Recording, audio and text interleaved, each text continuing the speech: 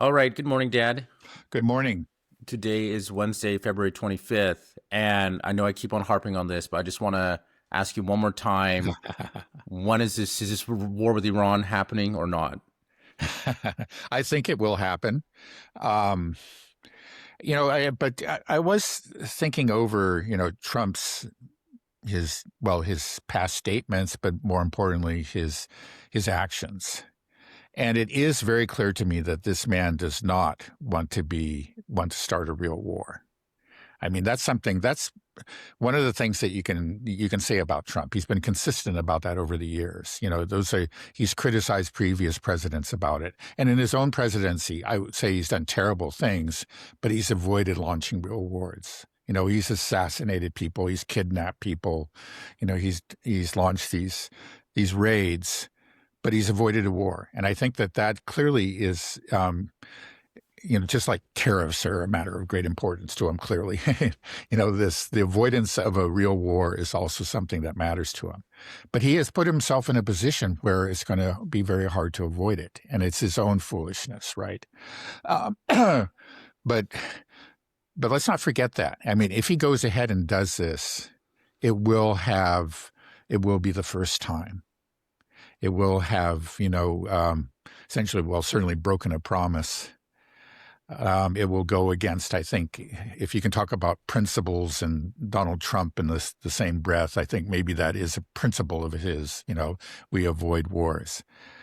So if it happens, this will be a very unfortunate, tragic, groundbreaking precedent, right? Um, so I think it's clear he's trying to get out of it, but he is just very, very, very foolishly put himself in this position where it's very difficult for him to get out of a war. And we've had these rumors recently. I think there are more than rumors. Actually, they're widely reported that he is being told by his military advisors that nothing, there isn't any operation that will have that the U.S. could carry out with a high degree of confidence. There are major risks, no matter what what they're considering, whatever the mission is that they're considering, and yeah, and Trump is upset about that. We don't have to go into the details about that, but that seems to be something that's going on. Um, And essentially, I think they're telling him is that, like, if you do this, if you get into this, this is going to be a major war and it's going to go on for a long time and we're going to suffer, casualties. We can't guarantee it. Maybe we'll get lucky and things will work out very quickly in the beginning, but they're just nowhere near a guarantee it. And he understands it. And he doesn't want that. It's just clearly, I think Donald Trump does not want that. Even though he's assembled all this firepower, he doesn't want it to actually, use it for some sustained conflict of several weeks or even months. That's not what he wants to happen. He knows that would be disastrous. He does have that sound instinct that this is not going to play well back in the U.S. and with his base. Um, I think, again, that he got all that firepower in the region because he had been tricked into, or he foolishly decided that he could just use it as pressure for negotiations. That's another thing that we're getting. A lot of these reports are that he was, well, it was more than that. I mean, that was actually Witkoff himself said, yeah, but he doesn't understand. He thought that they were going to cave in, basically, that the Iranians would capitulate, and he doesn't know why they're not. He thought that this would work. That, I think, is clearly, again, his intention. So here he is, with all this firepower here, and all these people pushing him, very, very influential people, very powerful people all around him, pushing him into a war. And he's in a war that he doesn't want to launch. I really think so. But so I think this is the most likely outcome, is that he is going to fool himself or be fooled by some advisor who says, I got this great plan. We can do this quick mission. It'll just take a couple of days and, it'll look like a great victory. It'll be like Maduro, or Operation Midnight Hammer. Don't listen to those generals. This is going to work, and then he'll go for it. It seems like the only way out. But the problem is, it won't succeed, or even if it does succeed, the Iranians will respond, with a massive retaliation. That's what they've said that they're going to do, and they've said it again and again. And again, I don't think they're bluffing. And then we're into a real war. That he's going to, even though he wants to avoid it, we're going to have a real war. Okay. Yeah, that's the way I assess it as well. I saw a post by Daryl Cooper. He has the Martyr Made podcast. He also has a great podcast with Scott Horton called Provoked.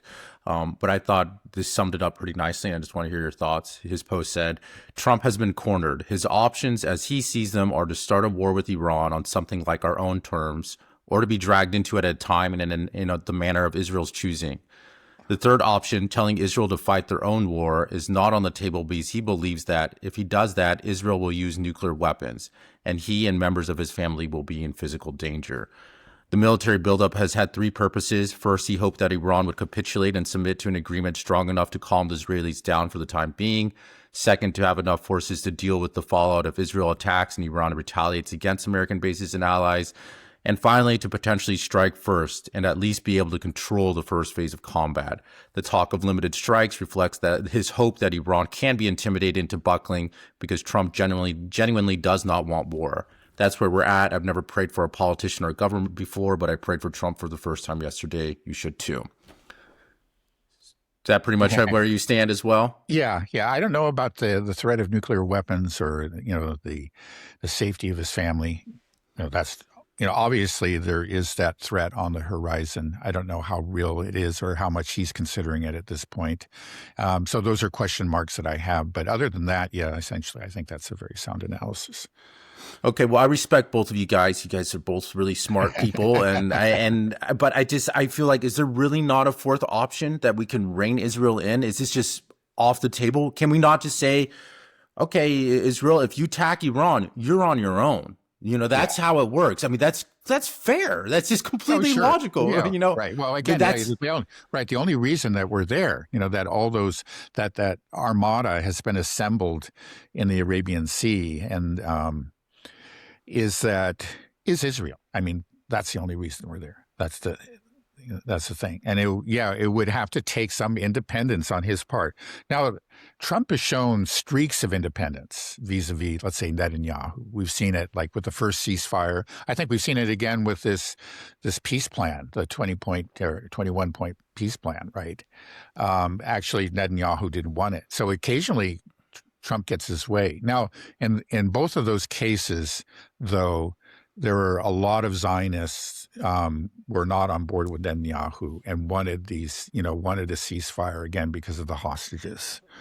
So it wasn't like he was going against the whole Zionist establishment. He was just going against Netanyahu. Now, this would be more difficult because I think in general, the whole Zionist establishment is in favor of war with Iran. So, the only thing that we can hope for, it's not impossible. I mean, Trump is, but it seems unlikely. I think that he just does not have the strength of character to really stare these people down and say, oh, no. And he could have done it maybe, a couple, several weeks ago before he started assembling this armada. He just said, no, that's not something I go. It would have been easier to say no then. Now it becomes much more difficult to say no. Right. But it's so obvious. The most rational, common sense answer to this is to say, like, this is not our fight. Iran poses no threat to us. Israel wants to attack you. Israel's attacking its neighbors and pissing everybody off. That's your problem. You deal with the consequences of your actions, Israel. If you don't want to get hit, if you're worried about Iran striking you, then don't strike them. That's what it is. That's all. Right. And we can have something like, if they strike you unprovoked, whatever, we have some, I'm sure we'll go crazy. It's just so clear that this is the most common sense, rational approach. And you're saying that, both you and Daryl Cooper, this wasn't even an option. The most obvious solution here. And why is that? Right. It's because of what? Nuclear blackmail? Epstein, child pedophile blackmail. I mean, is in, obviously the APAC, I understand the buying, but clearly we understand that this is in our interest, and the reason that this is happening is because of control, whether it's through bribery, or just money, legal lobbying, through blackmail. That's why this is happening, right? I mean, I just feel like everybody has to be coming to that conclusion now. Right. I think people on these boats and these bases have to become that conclusion. Did you hear on the USS Gerald Ford that apparently 90% of the bathrooms are blocked up and they have a huge plumbing issue and they had to take like an emergency potty break in Greece, and right. Still they're so people are waiting in line for like an hour.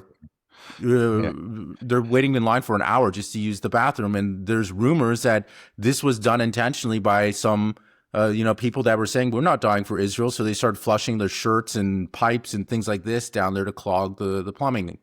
I mean, I don't know if that's true, but that's what I would do if I was on that on that aircraft carrier. I'd be like, I'm not going to go down and have 5,000 of my buddies die as well for something that is not protecting my country at all. That is in the interest of a state that's currently engaged in genocide. Like, no.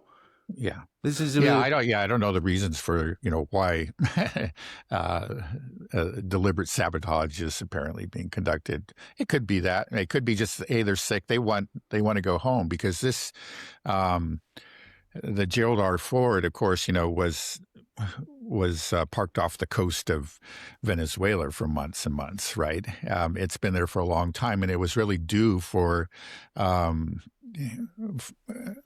for what do you call it, just for shore leave, back in the U.S., return to the home port, whatever you call it. And that was canceled. Apparently, again, I remember the report at the time when the rumor was that the Gerald Ford was going to be sent to the Middle East, that an admiral was going to attempt pushback because he felt that it wasn't ready for it. It needed maintenance. The crew was tired. They needed a break. But the order was issued, and there it is. And, we can see that there are maintenance problems, and the sabotage apparently, also indicates that these people are tired of this. They want to go home. They want a break. But they're being sent to the Middle East. And probably, like you say, some of them have some real questions about why we're being sent to the Middle East. Yeah, I mean, these people on these ships, do they have free access? Is it a very controlled environment? Are they? I don't know. I've never been on one of these ships. I'm just wondering if they're on Twitter on those ships, then that's a big problem. I imagine they have some kind of lockdown and control of information. Yeah, I don't know. That's an interesting question. Maybe one of our viewers would know.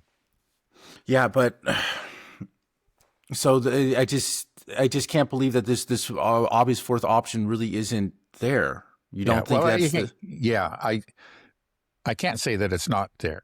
Maybe Trump will actually really, his spine will stiffen. Just like he's realized, because again, this is something he really does not want to do. And it may just be that there's, that this principle of, is important enough to him, and that he has a clear enough mind to say, okay, I just got to get out of here. And he can, he's a public relations genius. He can, or, maybe not a genius, but he has a way of declaring victory and making it sound convincing, right? He could do something, right? He could work out some sort of deal or get some promise from the Iranians and say, okay, it's okay. This is what I did all this because I had to pressure the Iranians to accept, this one point or whatever. And then from that, we can get a deal. I know. Okay, the ships can go home. Victory, Donald Trump. That's not impossible. That's, again, that'll make all of his donors and, everybody, blackmailers, maybe, I don't know. But all those Israel firsters that he has surrounded himself with, they will be angry. And the ones in the media, they will be angry. So he will take a shellacking from it. But he just might decide, well, hey, it's better than being a wartime president because I don't want to do that. That's even worse. Yeah. I mean, if that happens, then do you think Israel would just strike on its own and then just force us to be dragged in? I mean, that's always a risk. I mean, well, why isn't Israel why aren't we putting pressure on Israel to do this? That they're the ones that want this so much. Yeah. Why are we over there? Yeah, well, because they clearly can't do it. That's what it comes down to. They do not have the means to sustain a war against Iran. They just don't. They did this. That 12-day war was basically a decapitation attempt, which was only very partially successful. Well, But do they we did. have do So, we have the it's a 12-day war for a reason, because they were running out of missiles at the end of those 12 days. Now, we may be in the same position. There was a report that came out of Israeli media, I think just yesterday, that actually if you look at all the assembled forces, both on the land and on the sea, there are only enough missiles. We're talking about both air defense and offense. It's for 5 days of high intensity combat or warfare. That may not be true, but it could be. Again, these ships can only carry so many missiles, and we know that the stockpiles have been depleted. But anyway, at least you have the U.S. there. It becomes their problem, and I think maybe again that so many of these countries, Israel included, maybe just has this misplaced faith in the power of the U.S. They still imagine the U.S. of the 1990s, the hyperpower. It can do whatever it wants. It can't possibly lose. It's got inexhaustible military resources.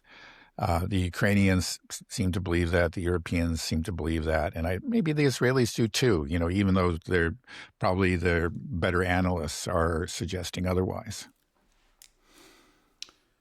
Do you think that even if somehow Trump avoids war, like it sounds like there's a slim possibility, but it sounds like both of you don't think it's likely that this war will likely happen. But let's say we do get out of it and he takes that fourth option, says Israel's on your own, and somehow we make it through his presidency and Thomas Massey becomes president or something. Is there any chance? I mean, has the U.S. done irreparable harm to itself already at this stage? Like there's like the writing's on the wall for us. I mean, we just look at what we did in Venezuela, Greenland. We have the Ukraine war. What's happening with Iran, tariffing the whole world, the de-dollarization process. It just feels like things have been put into motion, and there's no stopping this train right now. And so. Yeah. It's just it's inevitable, right? There's the damage is irreparable, and the only way to potentially restore it, I think, maybe in the minds of people that might be thinking this way, is a major war. Yeah, well, that's part of the problem. It's one of these things where, this is a debacle. I mean, he shouldn't have put himself in this position. If he backs down, the U.S. will suffer a reputational loss. The U.S. backed down. And that's another thing. He doesn't want to be the president who backed down. So it may be, he might go forward, because it's just sort of like with the Ukrainians in a way. You say, okay, there's this logic. It really makes sense, right, for them to just make peace with Russia on its terms now. You would save hundreds of thousands of lives. You would at least preserve, the most of your territory, the great majority of your territory, and so on and so forth. But you are acknowledging a loss. You are acknowledging that you made a huge mistake when you didn't agree to that Istanbul agreement. That you went down this path, and now you've lost 25% of your territory, and you've lost, well over 1 million lives. And nobody wants to say that, right? So you just kind of pin your some hope, that somehow the things will be turned around and you could win, and the whole thing, in the end, you'll obtain victory and you will be the hero. But actually, that outcome is so unlikely that it's just foolish, but people still pin their hopes on that. Now, and as I guess you say, like for Donald Trump here, it's not quite so drastic, what he's looking at, but it's kind of similar. It's like if he backs down, it really looks bad, and he will get it to shellacking from it. A lot of people will say that, Taco, this Trump chickened out once again. And he doesn't want that. It's going to, it's more than his own credibility that we're talking about. We're talking about the credibility of the United States. It's going to suffer if he backs down and he tells the ships to return to home port. So he'll have this temptation to go ahead, even though the consequences of that is probably going to be much worse. But there's somebody who can say, yeah, we can really do this. Okay, so he just sees a little light. It appears at the end of the tunnel, and he'll go for it. That's my fear. Again, I don't know. Nobody is in the mind of Donald Trump. Donald Trump himself probably doesn't know. But that's what I fear is going to happen. That he's going to try to go for what seems like a quick solution to get out of it. By a limited attack, but it will turn out that it will not be limited. It cannot be limited. It cannot be contained once he gets it started. Yeah. Okay. Well, I think me and everybody else probably have enough just pre-war anticipation anxiety. So we can move over to another theater of an actual war going on, the Ukraine war. You just reminded me before we started that it's coming up to 4 years of the Ukraine war, so since Russia launched the SMO. So you want to give us a recap or your thoughts on where we are? Yeah. Well, it's actually, it was 4 years yesterday. So we're now at 4 years, 1 day is where we are. Okay. Well, there's been a lot of crowing, on these anniversaries. You see this in the Western press, that this war has been a total disaster for Russia. Russia went in, with supreme confidence. They were going to take Kiev in 3 days. You often hear that. They were planning to take all of Ukraine. It was part of an effort to reestablish the Soviet Union. But now they find themselves, they've only taken, a small part of it. The lines are, the line of conflict is barely moving. It's essentially a stalemate. They're suffering horrific losses, and their economy is on a wartime footing, and it just cannot sustain this much longer. It's on the verge of collapse. This is a kind of talk that we hear again and again. And then also it's just that, again, we thought that the Russians were very competent, but now we realize that this is a third-rate army that's, maybe you hear a little bit less of that now, but this is what you hear, right? So I'd like to just pick it apart. Maybe just starting off with the intentions, this notion that Russia was, intended to take Kiev in 3 days and all of Ukraine. Where does it come from? It does not come from the Russians. You can't find any statement, from Putin or Lavrov or anything. There was never that. So this is something that they've simply put in his head. They've created a straw man, but it's said again and again. It's like it's almost a known fact that we're planning to take it in 3 days. You say, no, where did that come from? So, this is an old technique. You inflate these expectations for the other side. You create goals that they never had. They fail to meet those goals, and then you say, look at those incompetence. So I think that, first of all, that's something that we have to set aside. Now, also, it's interesting that,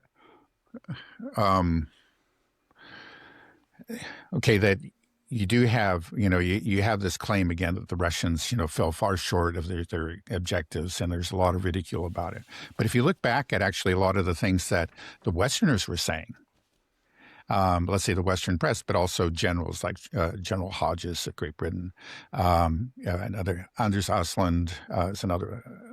Julian Ripke. Julian Ripke is actually one of the more realistic, or really is proved himself to be honest at this point. I think he's really woken up to the reality of this war. But in the early months of the war, he was tweeting out there with a lot of these other guys, like the names that I mentioned and many others, that the Russians are this war is going to be over in 3 weeks or 3 months or something like that. You heard that a lot in 2022 and 2023. So let's not think, maybe there were people, of course, on the Russian side that had those kind of expectations. It was not the government. It was not Putin. It was whatever. But let's be honest that there was this expectation on many people on the Western side that it was going to be an easy war. It wasn't.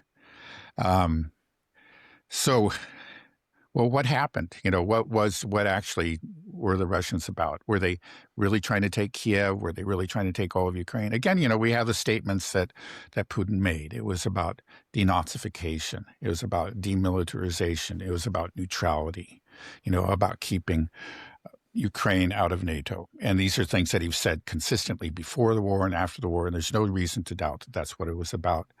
And I think more than that, we can see that that's what it was about, because immediately after the war began, negotiations began.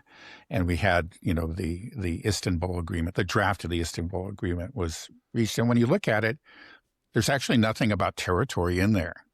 This was never a territorial grab. The Russians were going to, according to the agreement, they were going to withdraw from all these territories that they took with the launch of the SMO. And all they, in Kharkov and Zaporozhye, and actually there are quite a few Russian nationalists were not happy about that. They say, look, we already have these. Why are you going to give them up? But it showed, again, you could see they even had it on paper. This is what they had negotiated. This is not about territory. It's about those other things that we just mentioned. That's what it's about. And you would just never know that from listening to the Western press. So anyway, you say, well, what did happen? In the early days, I think another important thing, again, if the Russians had this kind of outsized territorial ambition, they would have gone in with 1 million men, at least. I mean, to take a territory of that size, you have to have at least 1 million men to do that. That's probably not even sufficient. I mean, you probably need a 2 million man army to do that. They went in with 150,000, 100,000 Russian Federation soldiers, and then about 50,000 from the Donbass. That's really a tiny army. And it's an army, again, that was really, it was no larger at the beginning than what the Ukrainians had. And very quickly, the Ukrainians mobilized, and they had a much larger army than the Russians. So let's go to this question of competence. Say, they've proven themselves. Well, yeah, Russia's a much larger country, but they put in a small army. And the army was actually outnumbered by this other army that was NATO trained, and it was being NATO armed and whatever. And in spite of that, they took a lot of territory very quickly. Now, I think there's no question that there was some incompetence and there were intelligence failures. If you look at the South, actually their success was near total. Very quickly they took a good chunk of Kherson and Zaporizhia, and then, the area around Mariupol, and then Mariupol itself, in fairly early in 2022. And that happened in many of these places, because they had apparently, had worked something out ahead of time with like mayors and so forth who were pro-Russian. Because again, these are regions that are, that largely lean towards Russia, that are almost entirely Russian speaking. And so a lot of these mayors and military commanders, essentially said, come on in. And that's what happened.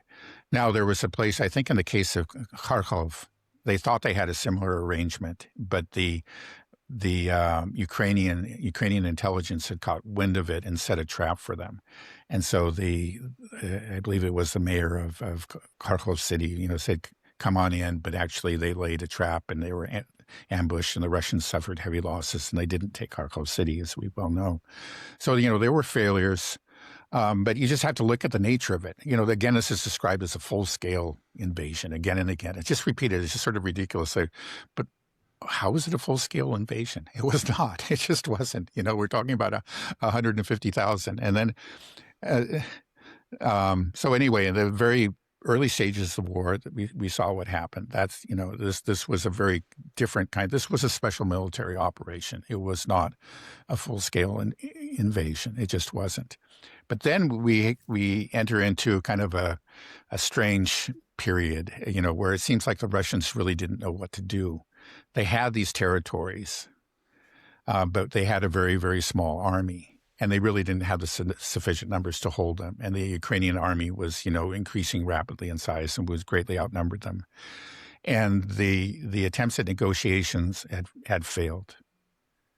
So we had that period in the summer where they were just holding on, making some advances in certain places.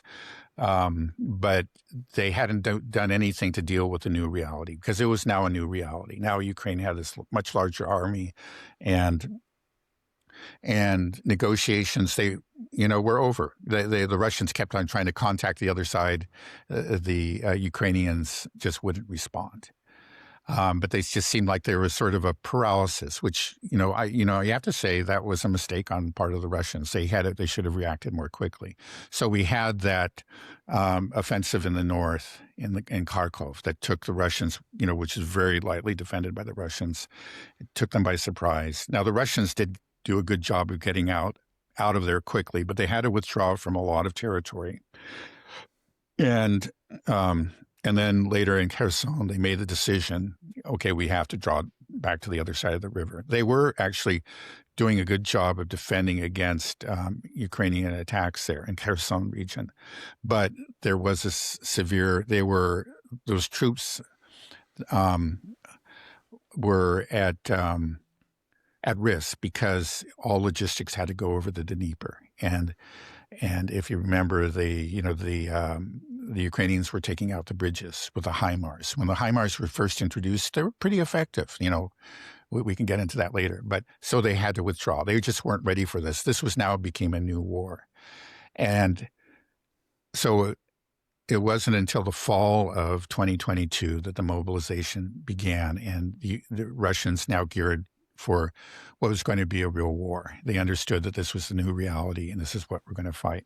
So I think it's one thing, it's very, very important. We talk about this 4 years of war, but it's sort of like they're very distinct phases. And so when people say, well, it's been 4 years and the Russians have only done this, well, it's not really what happened. Again, it was something. It was a special military operation with these very limited, well-defined objectives not to take territory in the first months, in 2022. And then it became, they just went on defense. Remember, we had the Surovikin lines. They constructed these defensive lines in the south. Usually, in most cases, 3. In some places, there were maybe even 5 or 6. Because they knew, okay, they had to go on to defense now to prepare because for the next phase of war. So then in 2023, we had the summer offensive. That was soundly defeated by the Russians.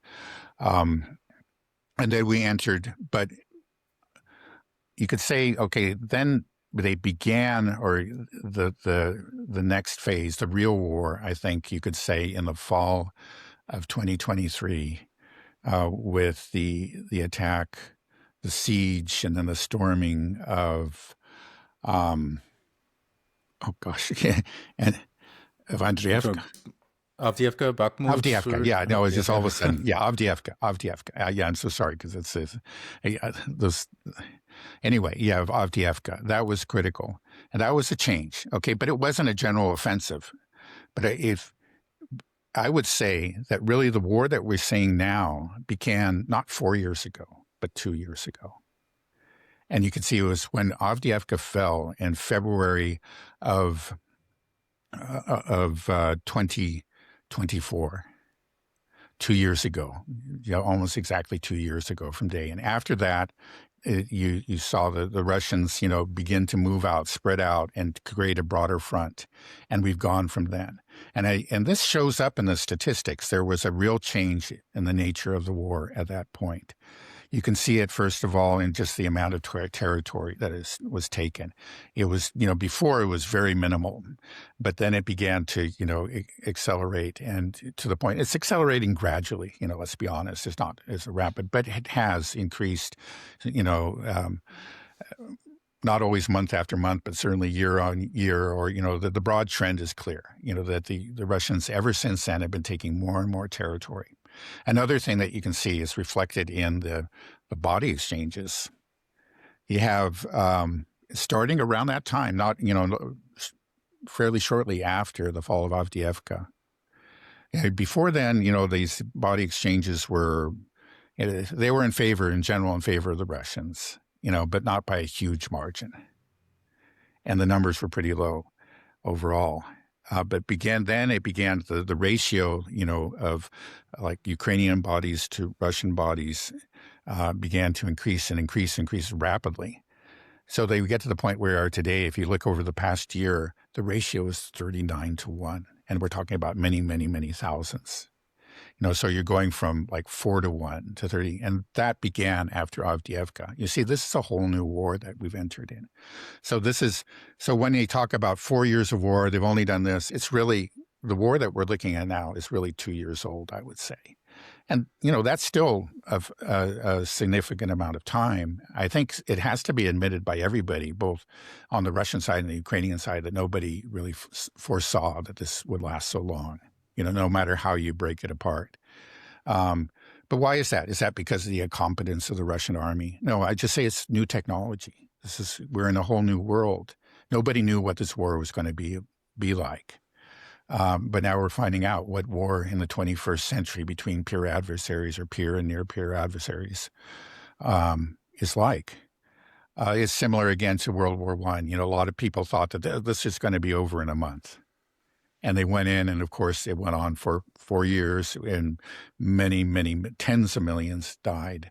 Why? Was it because the Brits were incompetent, or the French were incompetent, or the Germans were incompetent? No, none of that. It was new technology.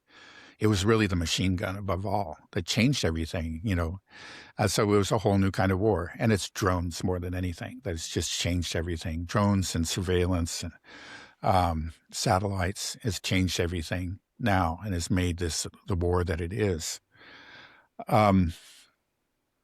So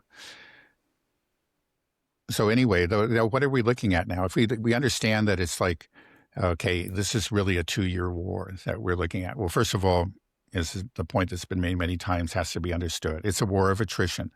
So yeah, territorial gains matter, but that's not the main point of what's happening. It's like Clausewitz, the military theorist, said, it's just like you win a war by destroying the other side's ability to make war.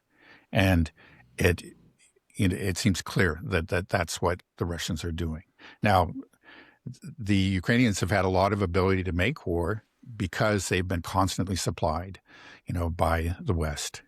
So we had, they began with a lot of Soviet-era weapons, and some of those were very good, especially their air defense. But now that's, pretty much all gone. And then, so they gain NATO weapons. So they've gone through, you could say, several armies. If it was just Russia versus Ukraine, this would have been over, a while ago. But it's not Russia versus Ukraine. It's a war of attrition. And this war of attrition, the soldiers are Ukrainians, but the weapons are not their own. The vast majority are not. They're constantly resupplied, and they're fed and whatever with Western funds. But even in spite of that, you can just see that it's not just that the Ukrainians are being worn down, but all of NATO is being worn down. Now, if we look at just, so again, so much of the analysis is just based on what you see on the maps. And if you just look at what's happening on the maps, the territory that the Russians are taking, I think it's fair to still say it's gradual, it's incremental, it is increasing, and it's been increasing since Avdiivka. But it's still pretty slow. Let's just be honest about it. Spent some time looking at a map and pulled out a ruler and, measured distances, different cities, and looked at, past advances, or how much territory was taken in last year. And say, if things continued at the current pace, no more acceleration, it just continues. The Russians continue to advance at the pace that they've advanced, let's say, over the course on the average in 2025. It's going to be another. Let me first say it this way. If you hear, these Western analysts will say, well, at the current rate, it's going to be 100 years. I remember hearing that like a year and a half ago. And looking at it, based on the statistics that they were working with, that was pretty accurate. But there are some problems with it. First, we're talking about different phases of the war. I think we need to, instead of talking about a 4-year war, we need to talk about a 2-year war. And then second, often they're using these Ukrainian maps that are bogus. They're always like several months behind. And you hear that still, among a lot of Western analysts. According to them, apparently Pokrovsk and Mirnograd and Guliopole, these places are still in play. They're not, all those places fell months ago. So anyway, they're working with slightly funny statistics to end up with a 100-year war. But if you looked at really accurate statistics, it would still have been like a 50-year war looking at it, a year or so ago. And that's really slow, right? Now, they're going somewhat faster. But the thing is, they're talking about assuming that Russia is trying to take all of Ukraine. And it's not. Again, the declared objectives are the 4 oblasts. And if you just look at that, according to my calculations, very, very rough, just estimates, don't even call them calculations. It's going to be another 2 years before they take all 4 oblasts. In Zaporozhye, they have to take the city of Zaporozhye. Now, that may, even though it's a very large city, I believe it's 700,000, it may fall fairly quickly because it's on low ground. The Russians will be approaching from higher ground. And then, of course, it's got its back to the river. And so that makes it's like it's already half under siege by that. They don't need to encircle it. It's already, in a semicircle in a sense already because of the river. And they can cut off logistical supplies easily. There's just a couple of bridges. Zaporozhye, even though it's quite large, may not be that hard to take, but it's still quite large. And then there's actually the Zaporozhye region extends to the other side of the river. So they're going to have to cross the river and take that. And then Kherson, everything, they're going to have to cross the river. That's going to be tough. And Lugansk is taken. But Donetsk, okay, they still have some major cities, Kramatorsk and Slavyansk. And they're marching towards those. They're already kind of in the southern extension of it, which is Konstantinovka. That's kind of part of the larger conurbation, they call it. So I think there's, even it definitely, like all these cities will be under siege, I would expect under the end of the year, but they may not fall until, sometime even close to 2 years from now. It's just, if you look at the current rate, there's a chance of that. A very reasonable chance. But that's based on certain assumptions. That's just looking at the map and saying that it's going to continue as it is, that it's not going to continue to accelerate and maybe accelerate more quickly, that there won't be a military collapse.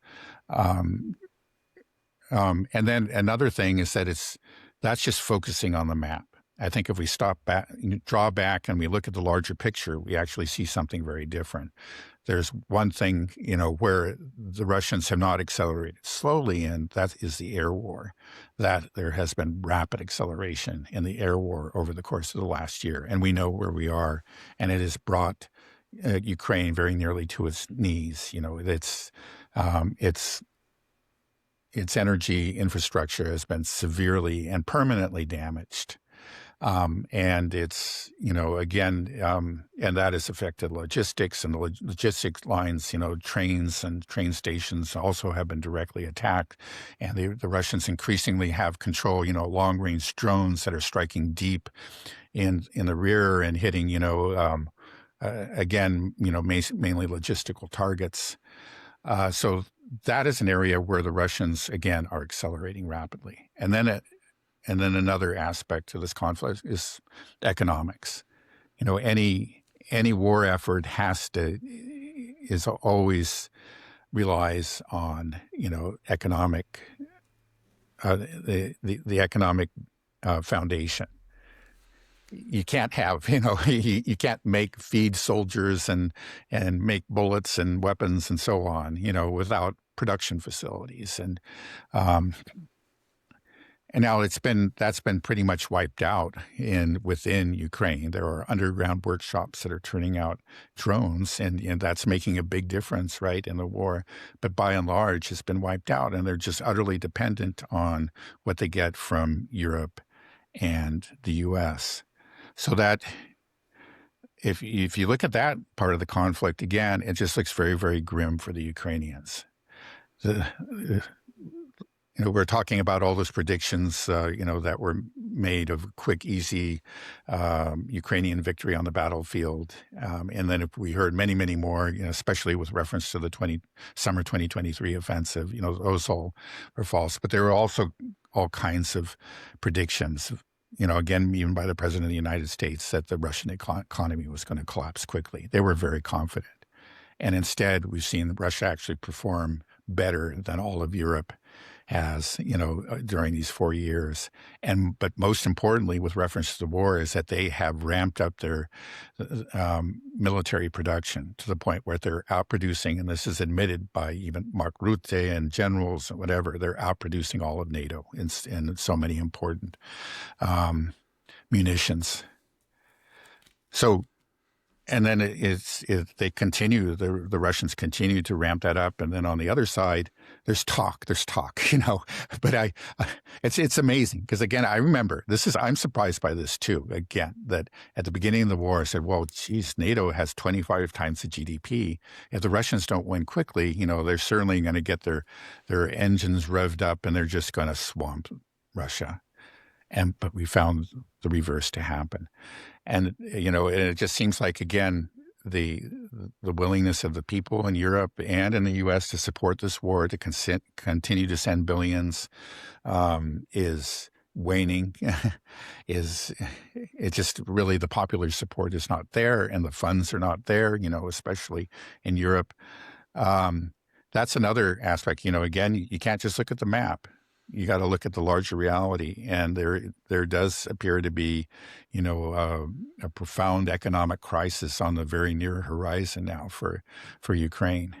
So this 2 years that I was talking about, that's just not considering all of that. But those things, again, the effects of the air war, and these are very much, interlinked. Again, like the damage that is done by Russian missiles obviously affects the Ukrainian economy, greatly damages the Ukrainian economy, increases the need for more funds which aren't there. And so you can see just a vicious circle there.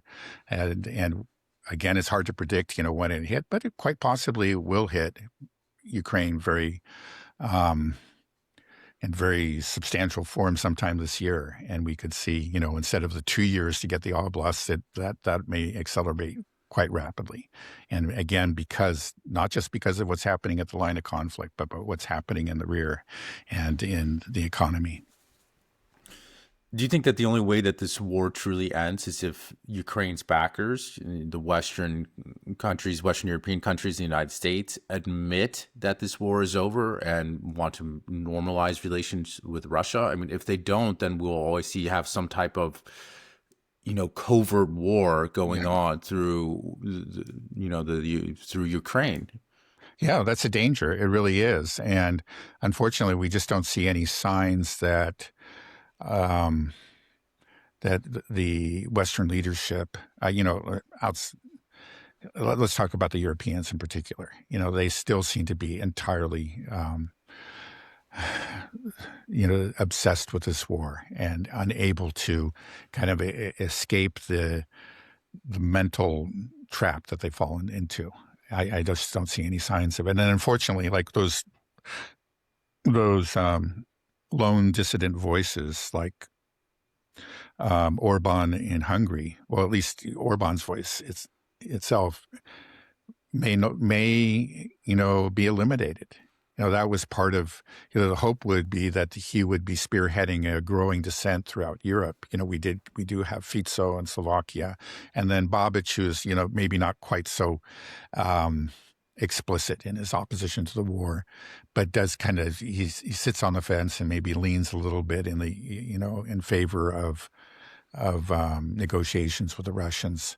There was a hope that would spread. But now it looks like we may lose Orban. I mean, the most recent polls show that he's like 12 percentage points behind. And the person who'll come in who may replace him is going to be very, very cozy with the EU. And that just means that he's going to be, in favor of supporting Ukraine. So it seems like, I hope I'm proven wrong. There always could be a failure in Hungary, but a success somewhere else. But at the moment, you just don't see much reason to hope for any real change in policy direction within Europe. And then, of course, America's its own thing.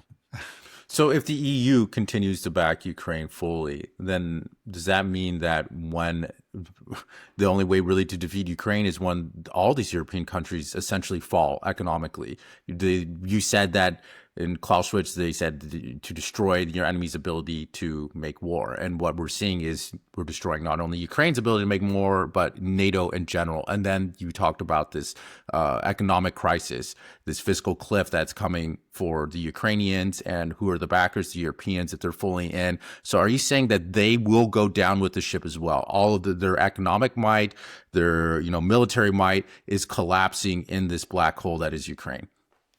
Well, yeah, I mean, there are many things that are causing the economic crisis in Europe, and it's not just Ukraine, but it's part of it. All the money that they have to send to Ukraine directly, The energy all their costs. right? Yeah, that's again the energy costs. The destruction of their own pipelines, and their just suicidal decisions to cut themselves off from cheap, reliable Russian energy. That obviously has greatly contributed to the economic crisis there. Yeah, I don't know that again, these kind of things, some countries can kind of, Russia's not Russia, but rather Europe is still a prosperous place overall. I mean, they have made many stupid decisions. They're less prosperous than they would otherwise be. They have, to a great extent, mortgaged their future. It doesn't mean that we're necessarily going to see a collapse. It's just, but what we may see, for all of Europe, maybe I'm not ready to make that prediction. But what we are coming up to is maybe a collapse in support for Ukraine directly. Again, we saw how hard they tried to get that 140 billion euro loan together. It failed. It was shot down by members of the EU because it was frankly illegal the way they were going to do it. So they ended up with this 90 billion euro loan. And they're even having trouble with that. Well, one thing is Hungary is holding it up, but I think there are other barriers. And that's just clearly not going to be sufficient. It's just, it's a stopgap measure. And the willingness, of their own people to support these measures is evaporating, is diminishing by the day. As their own economic problems become worse, people, the voters in Europe become less and less patient with sending billions to Ukraine. So it's just maybe, I don't know, I think, maybe eventually there will be an overall severe economic crisis in Europe. There could be an economic collapse, maybe, I just don't. But what is clear is that we are facing, a real fiscal cliff vis-a-vis Ukraine. So we're kind of saying possibly the only hope for Europe is if they vote out the bombs in time. But then you have this problem where the EU is this bureaucratic behemoth that doesn't respect the wishes of the people, that people don't vote for these leaders. Right. So it doesn't sound hopeful, and we've just seen how things work in all of our democracies. It's just the illusion of democracy. Yeah. We vote for these things and then immediately we get more war and we get more, nothing that aren't operating in the interest of us. It's a democracy for lobbies, whatever lobby pays the most, they get their way. So it sounds like, right. Yeah, I mean, what you're saying is it almost sounds like that this war will end when the EU and NATO fall apart. And yeah, well, it could end before then. I mean, it's just like, okay, again, Russia has announced that they're going to take those 4 oblasts, and I'm sure they're going to do that. I'm very confident that they will anyway. But if the support for Ukraine continues, and there's no willingness to negotiate on the other side, to promise neutrality or anything else. I think that the incentive, really the need for Russia to continue and to take at least Nikolaev and Odessa is going to be there, and they're probably going to take those, and probably Kharkov as well. And it could be more than that. I don't know. It's just because the Russians really would. I think it's obvious that Putin really wants to negotiate something, and that he would be willing to just stay with these 4 oblasts and even to allow Ukraine to keep Odessa, even though it is very much a Russian city, founded by Catherine the Great. But he would be willing to do that. But if they do not, the other side has to negotiate. They have to accept the terms. And if they don't, and he gets there and they still don't, then the only way to protect Russia, because this is really what it's about. It's about, creating a buffer between Russia and an aggressive West. This is the history that they're very well aware of. They will need, I think that the logic in favor of taking Odessa is going to be overwhelming. Say, okay, if we can't negotiate anything, we're just going to have to take Odessa to deny their access to the Black Sea. And I think that's what it will be. But even then, it's going to be like Mearsheimer says, and I think he's quite right. Yeah, the Russians are going to win, in one form or another, but it's going to be an ugly victory because the other side just shows no willingness to really negotiate, to achieve a lasting peace. So the Russians are just going to go as far enough where they say, okay, we've taken the land that really makes us safer, protects the Black Sea and, protects our Western borders. And, when they get to that point, you say, unfortunately, you'll have to say they failed in one respect, and that was the denazification, of which is, I think maybe you could say the debanderization would be the more accurate thing. But it's kind of we're splitting hairs there. Because they could end up with a very, banderite government that's armed to its teeth. Again, you say, well, to some extent demilitarized because they just have so little. They will have, even if they get a lot of arms from the West, they don't have access to the Black Sea. They're far from the Donbass. They present less of a threat. So in terms of demilitarization, it would at least they would be partially successful.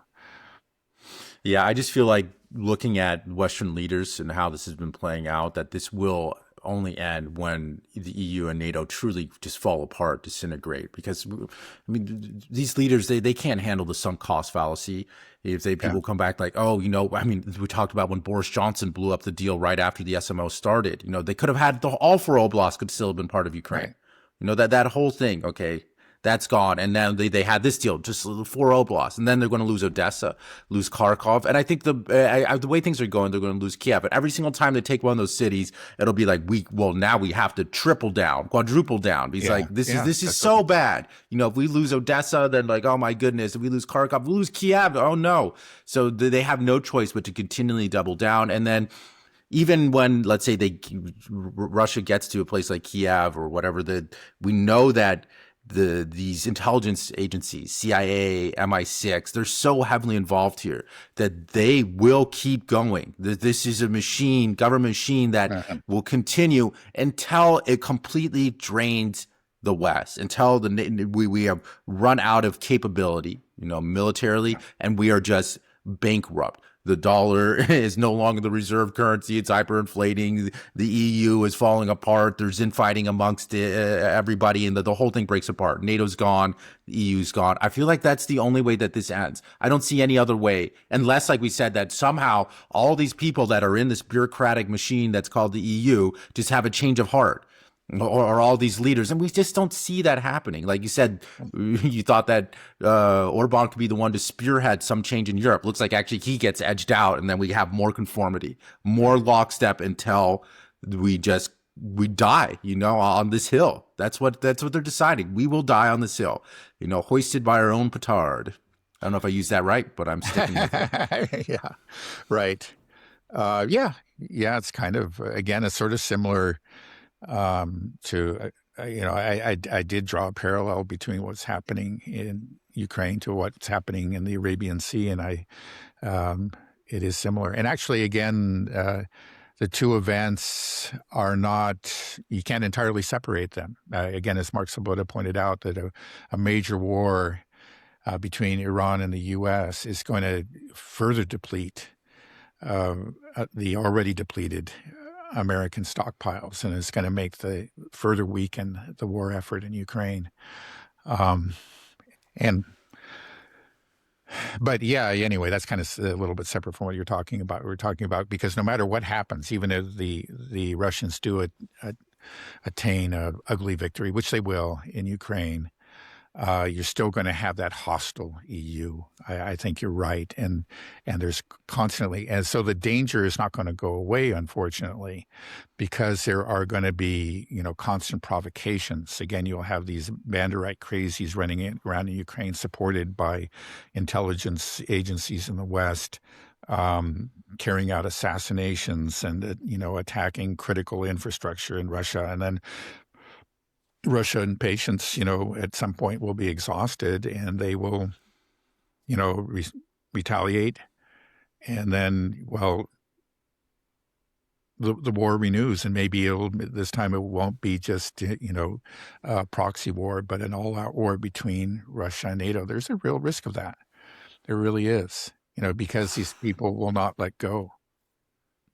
Yeah, it just feels like our capability to wage war is rapidly depleting. And you said that before this war broke out in Ukraine, nobody knew what a modern war would look like. And I think it's kind of interesting that we're looking at entering another war with Iran, but we have no real idea exactly what this will look like, because there are two very distinct types of war. One is a ground war where you have these small, FPV drones. And here with what's happening in the Middle East, we don't know. I mean, there isn't going to be, like you said, that it would take like 1-2 million man army to really hold the territory that Russia, when it first moved in with its smaller, with the SMO.